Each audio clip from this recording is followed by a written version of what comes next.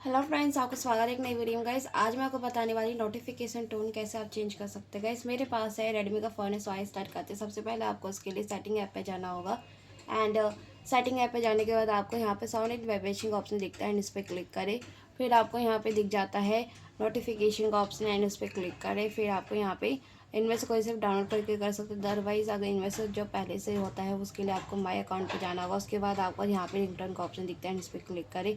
जो आपको पसंद है उस पर क्लिक करें। पहले बजा के देखें, जो पसंद आता है उसको ऐसे अप्लाई पे क्लिक करें।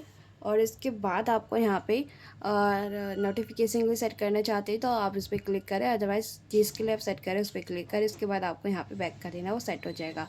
इसी तरीके से आप अपने फ़ोन में जो रिंगटोन है, नोटिफिकेशन रिंगटोन, वो आप चेंज कर सकते हैं। गाइस अगर आपको वीडियो अच्छा लगा तो वीडियो को लाइक और शेयर करना, चैनल को सब्सक्राइब करना। गाइस मिलते हैं नेक्स्ट वीडियो में। बाय।